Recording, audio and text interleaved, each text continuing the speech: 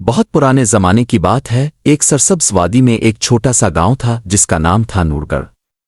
وہاں ایک نرم دل، محنتی اور سادہ لڑکی رہتی تھی جس کا نام تھا لینا۔ لینا کی ماں کا انتقال بہت چھوٹی عمر میں ہو گیا تھا۔ اس کے باپ نے دوسری شادی کر لی اور اس کی نئی بیوی اپنے ساتھ ایک بیٹی بھی لائی جس کا نام تھا مارا۔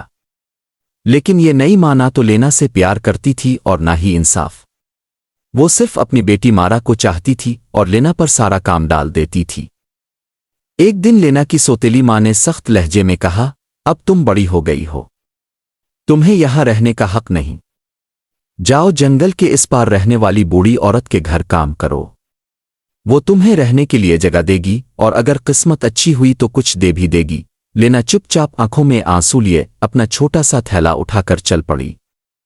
کئی گھنٹوں کے بعد وہ ایک گھنے سنسان جنگل میں پہنچی جہاں پرندوں کی آوازیں گونج رہی تھیں اور درختوں کی شاخیں ہوا میں سرسراتی تھیں۔ آخرکار وہ ایک پرانی سی جھونپڑی کے سامنے پہنچی جہاں ایک بوڑھی عورت کھڑی مسکرا رہی تھی۔ تم آ گئی، مجھے تمہارا انتظار تھا، بوڑھی نے کہا۔ یہ جگہ تمہاری آزمائش کی جگہ ہے۔ اگر تم صبر، دیانت اور محبت سے کام کرو گی تو قسمت تم پر مہربان ہوگی۔ پہلا دن ہی امتحان کا دن تھا۔ بوڑھی نے ایک چاندی کی چھلنی تھمائی اور کہا، جاؤ قریبی ندی سے پانی لاؤ لیکن ایک قطرہ بھی زمین پر نہ گرے۔ لینا نے کوشش کی، بار بار کی، لیکن پانی چھلنی میں ٹکتا ہی نہ تھا۔ وہ تھک گئی لیکن ہمت نہ ہاری۔ آخرکار اس نے ندی کے کنارے بیٹھ کر سوچا، اگر میں پتوں اور گھاس سے چھلنی کو بند کروں تو شاید پانی ٹک جائے۔ اس نے یہی کیا اور آخرکار چند قطرے لے آئی۔ بوڑھی نے مسکرا کر کہا، تم نے سوچنا سیکھ لیا ہے۔ یوں دن، ہفتے اور مہینے گزرنے لگے۔ لینا نہ صرف کام کرتی بلکہ جانوروں سے محبت بھی کرتی تھی۔ گایوں کو چارہ دیتی، پرندوں کو دانہ ڈالتی اور بلیوں کو پیار کرتی۔ وہ صفائی بھی کرتی اور بغیر شکایت ہر کام خوشی سے کرتی۔ مہینوں بعد بوڑھی عورت نے کہا، اب تمہیں آخری امتحان دینا ہے۔ یہ سنہری دھاگا کسی گرتے ستارے کا حصہ ہے۔ اسے بانو، ایسا نرم کپڑا بناؤ جو بادشاہ کے لباس سے بھی ہلکا ہو۔ لیکن یاد رکھو، سورج غروب ہونے سے پہلے یہ کام مکمل ہو جانا چاہیے۔ لینا نے پرجوشی سے کام شروع کیا لیکن دھاگا بار بار الجھتا اور ٹوٹ جاتا۔ وہ مایوس ہو گئی۔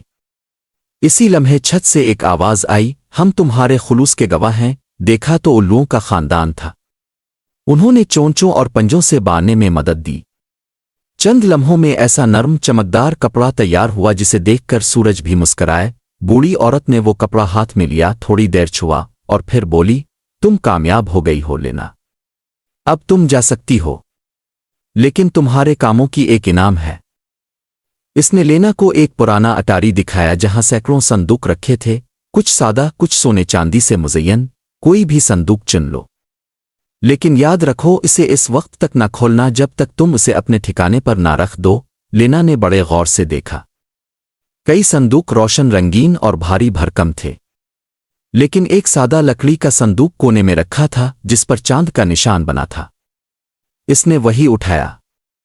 جھونپڑی کے تمام پرندے، گائیں، بلیاں اور خود بوڑھی عورت لینا کو رخصت کرنے باہر آئے۔ آنکھوں میں آنسو تھے، دل میں دعائیں۔ لینا واپس گھر پہنچی تو سوتیلی ماں اور مارا حیران رہ گئیں۔ تو زندہ ہے، سوتیلی ماں بولی، یہ کیا لائی ہو؟ لینا نے نرمی سے کہا، یہ میرا انعام ہے، میں اسے اپنے کمرے میں رکھنا چاہتی ہوں۔ ماں نے غصے سے کہا، یہ بدصورت صندوق باہر والے کمرے میں رکھو۔ لینا نے دل میں دکھ کے ساتھ وہ کمرہ صاف کیا، صندوق کو شیلف پر رکھا اور ڈھکن کھولا۔ اندر روشنی کی چمک تھی، انمول جواہرات، تاج، ہار اور انگوٹھیاں۔ ان کی چمک اتنی تھی کہ آس پاس کے لوگ سمجھنے لگے کہ شاید آگ لگ گئی ہے۔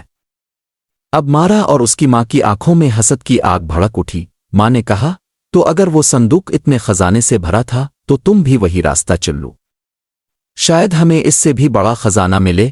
مارا بھی وہی راستہ چلی، لیکن اس نے جانوروں کو دھتکارا، بلیوں کو مارا، گایوں کو بھوکا رکھا، اور جب بوڑھی عورت نے کام دیے تو مارا نے ہنسی اڑا دی۔ پھر بھی اسے ایک موقع ملا، اسے بھی صندوق چننے کو کہا گیا۔ مارا نے سب سے بڑا، سرخ اور سونے سے مزین صندوق اٹھایا اور بغیر اجازت راستے میں ہی کھول دیا۔ اگلے ہی لمحے کالا دھواں نکلا، آگ کی لپٹیں بھڑکیں اور گھر سمیت سب کچھ جل کر راکھ ہو گیا۔ لینا نے اپنے خزانے کو کبھی فخر سے نہیں دیکھا۔ اس نے گاؤں کے غریبوں کی مدد کی، پرندوں کے لیے دانہ رکھا اور زندگی سادگی اور محبت سے گزاری۔ اخلاقی سبق: نرمی صبر اور عاجزی انسان کو وہ عزت اور خوشی دیتی ہیں جو دولت کبھی نہیں دے سکتی، جبکہ غرور اور لالچ ہمیشہ بربادی کا باعث بنتے ہیں۔